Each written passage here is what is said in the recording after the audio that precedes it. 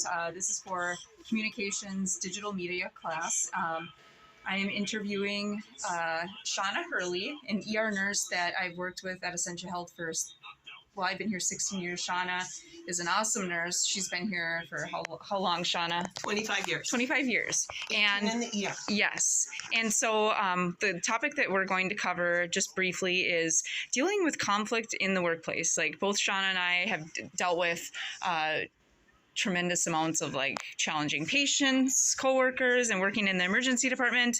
It can be emotions are high. I feel like conflict is a daily thing that we deal with. So, Shauna, in your 16 years, in your years of experience, what type of conflict do you counter on a day-to-day basis? Can you just describe it?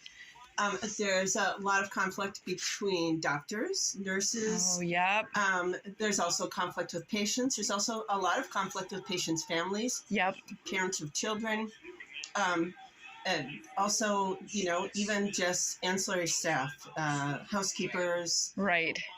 Dispatch. There's right. a lot of pieces that are moving in the There are a lot. So there's a lot. Conflict can come up with everybody. Right. Who are some of the most the most difficult for you to personally deal with, like with conflict when you? The borderline psych patients are my kryptonite. Okay. So I have the hardest time with them. Yep. I have a very difficult time with the police officers that think that just because they bring somebody in that we actually have to talk to them first instead of patients that are really sicker. Yep. So I have a hard time with people that act like they're entitled to the care that nobody else does because everybody is sick and they might not be sick. Right. So those are the hardest ones. Easiest ones are people that have been waiting. So just like a waitress or a bartender, if you communicate with people and tell them why they're waiting or what's happening, or, just give them a little information, throw them a bone, we always say. Just say, I'm really sorry that I'm rooming this person, bringing this person into the ER before you. But they're really sick, or I only have a chair for them and you really need a bed. So I'm really sorry that this person's going to sit in a chair or sit out in the hallway, but you really need a monitor and a cardiac. You need more things than I can give you right now. Right. People like hearing that. They don't like hearing it, but they appreciate the fact that at least they're not ignored. Right. So that kind of deflates a lot of conflict and causes a lot more customer satisfaction and happiness. Even if you're waiting 5 hours in the ER, at least if you know that nobody forgot about you out there, you're at least a little happier. That is good. Yeah. And you honestly always, I've, like I said, worked with Shauna for years. She always does a fantastic, I feel like Shauna's got it. She's does a great job for real. So second question. So what are just tips as far as customer service? You kind of mentioned a few of those. What are some other just kind of things that stand off like in the top of your mind as far as like customer service tips? You kind of mentioned. Know your audience. Number one, know your audience. Some people really need humor. The ER, or I was a bartender or waitress, so either one. I can see that.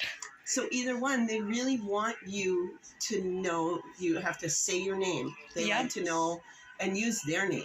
And so you don't call them. You can call them sir or ma'am, but people really like when you say their name to them because you're making it personal and you're communicating with that human. And you're treating them like a human, and that also elevates everything and makes everything a little less stressful and a little less terrifying because you're talking to them at a level, using language that they understand, using their name, smiling. Well, masks make it hard, but just really allowing them to be scared because this is a scary place, or allowing them to be angry, and not telling them to calm down, or not using words that make people more angry, whether it's in a professional or personal life. Calm down. Telling anybody when they're angry to calm down is like the most degrading thing ever because it means that you're not validating their feelings and then you're making them mad. Right. So. But people say it though. That's the funniest thing. It's the first thing. Just calm down. Just calm down, ma'am. No, I'm not going to calm exactly. down. I'm angry. You don't understand what I'm going. You've written yourself off as like not being so understanding, valuing that here. Right. So what are ways that you, like, if you do have a pretty bad conflict situation, what are ways that you go about solving it? Let's say you have like a coworker or a doctor that comes and has an outburst, or you run into some acute conflict. Like, do you walk away? Do you kind of apologize immediately? I will walk away. I will say, you can't talk to me like that. Yep. That's not appropriate. I'm not going to do this right now. Or I will say, I'm sorry, everybody's really busy. You have to do your part too. That's good. Or, I don't care that you don't want one more patient. Everybody doesn't want one more patient. It's not, I don't care that you're angry. And that's not fair to them. But it also tells them that I'm also at my end. You don't get to be the only one that's at your end. Everybody in this department is at their end. So you want to throw a tantrum, you go throw a tantrum, but I'll throw one right back at you. Isn't always the best way to go, but down here, because we work so stressful, it actually ends up being a very good way to do that, because you're like, hey, you're up here, I'm going to be up here. Is that working for you? I bet it's not. So then take it down. I like that we're just about finished. I like that because it's not the comments like, oh, accepting responsibility, oh, saying I'm sorry. Sometimes with these like psychs and drunks and these entitled attitudes and difficult personality disorders, like they think they can abuse. I use the mom voice a lot down here. Yes. You do a good job. I say, stop. You don't get to talk to me. Sit down. Be quiet. You do not get to treat people like that. Get your hands off me. Yes.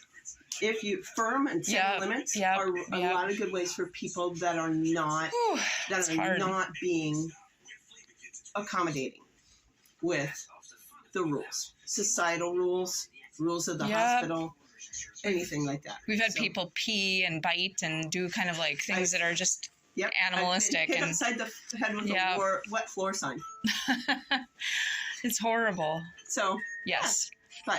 Well, I know Shauna's busy, and I think she's finished with her shift. She wants to go home, but thank you very, very, very much, Shauna, for Taylor. You do, and again, she does an awesome job. So, again, this is Taylor reporting from the break room. Thank you.